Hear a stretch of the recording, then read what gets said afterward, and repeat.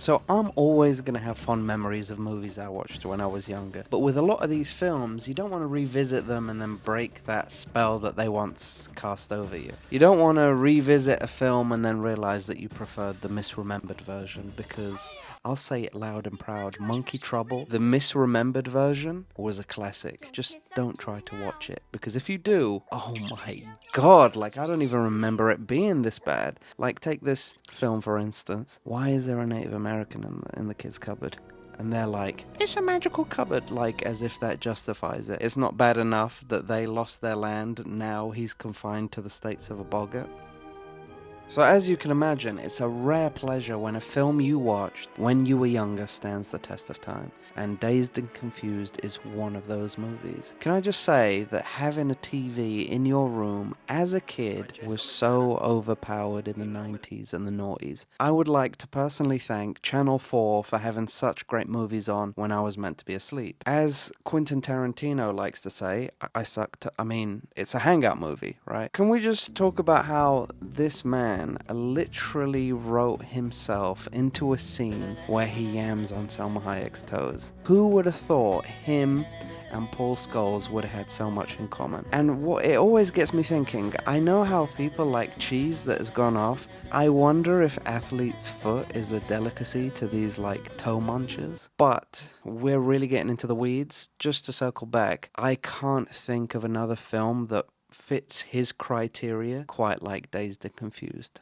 Because you're not really watching it for some next level enthralling story, because there is no real story if you think about it. It's basically a film where you meet all these characters and you're chilling with them on the last day of school. And I love how at the start of the film it features characters driving to school in cars out of most adults' price ranges nowadays, right? But I do feel like cars are emblematic of a lot of coming-of-age movies, because I don't want to read too much into it. I'm not saying the car represents that first taste of freedom. When the seniors aren't driving around in the movie on the lookout for freshmen to beat up, they're doing whatever else they can to quench that small town boredom, which I think many of us secretly crave with all this connectivity nowadays. Because, you know, some of the do I really need to know what the guy who was getting high on PVA glue when we were 8 years old is doing in his life now?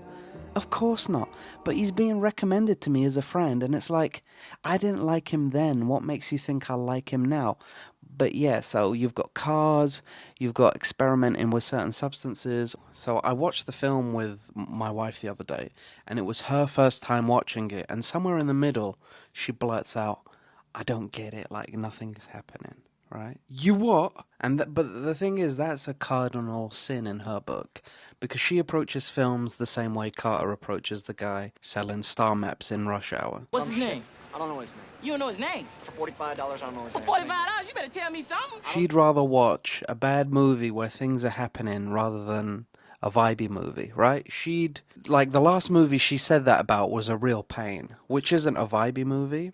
It's vibeless, and it's appropriately named, to say the least, because I couldn't wait to get to the end of that movie, whereas it's the opposite with this one. I understand what she means, but that's not the purpose of the movie. It's not about things happening. You're watching it and it's like a smorgasbord of all these little cliques and how they interact with each other. You've got teenagers ranging in age and sobriety, and you're there for the ride. We watch as some characters can move effortlessly from one clique to another, while others are set in their little friend groups like Mike and his cohort of dweebs, or Darla and her gaggle of slags. If you think about it, Darla and O'Banion are simply corners of the same Lego piece. I wouldn't be surprised if those two end up getting together with so much to bond on, right? These are the knobheads that can make your life miserable at school. And throughout the movie, they seem to revel in this type of initiation, you know, seeming to like get off on harassing and inflicting pain and humiliation to these younger students. And Pink admits as much to Mitch after he gets his ass whooped. That isn't the case with Darla. It isn't just the hazing, nor is it that way with O'Banion. If you were ever bullied at school, chances are it was by this type of person. If you were a bully, you were probably in this kind of mold, right? Like, With O'Banion, it's like, mate, take it easy. It's not that deep. Then you've got characters like Wooderson, who still haven't moved on. It's a coming-of-age story, and we're still waiting for Wooderson to come of age. Like, this is getting weird, bro. Even Mitch understands Wooderson is an outlier, because there is a literal uptick in that thing he likes to do in the movie. Yeah. God, I hate that jerk. I know.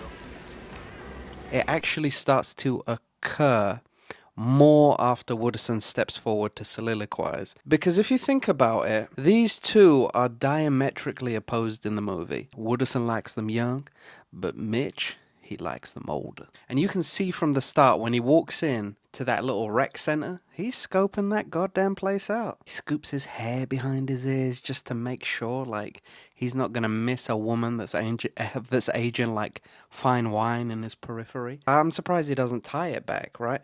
After he gets through with that sophomore, he's coming for O'Banion's mum. So just to circle back for a second, the problem with Wooderson is he's likable. But you know he's probably going to get himself embroiled in some To Catch a Predator if he keeps his act up, right? And Don actually admits as much. So you feel some relief when he meets the redhead, as he likes to call her, because you're like, okay, like, at least it's not as weird. Like, he gets a bit of momentary redemption for his taste in women, despite the fact that her friends think otherwise, right? Oh, great. Oh. What a dick. It was so creepy. Why are you smiling?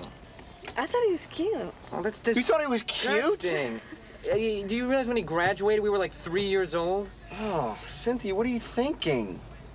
I don't know.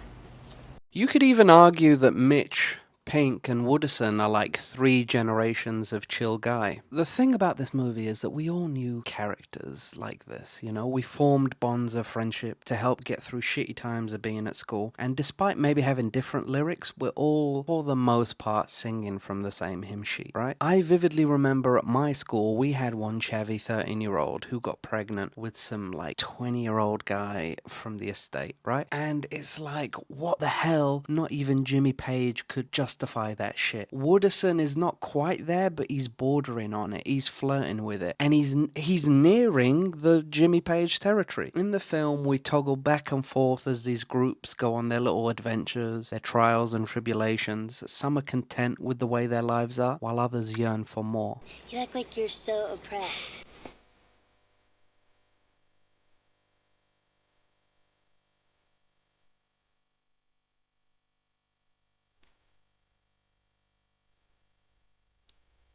Well, all I'm saying is I just want to look back and say that I did it the best I could while I was stuck in this place. Had as much fun as I could when I was stuck in this place. Played as hard as I could when I was stuck in this place. The film feels like a story you would reminisce with your friends or your children later in life about, you know? All the stuff that you got up to as a kid. Obviously, like any good story, it leaves the dull parts out and sticks to the highlights because, let's face it, in that small Texas town, which sounds like the start of a ZZ Top song, but in that small Texas town, all they probably did was endlessly drive around, like, get up to no good. Like, what else is there to do? You know, it's basically just a culmination of, oh, do you remember when we did this? Or, oh, do you remember when we did that? But sometimes you remember these things to gloss over the things that perhaps you didn't do or you wanted to do but couldn't. I feel like Pink's character, at least in his mind, feels like he's being held back for one reason or another. Nothing tragic happens like in a film like Stand By Me, but there is this creeping sense of what the hell is the point of all of this?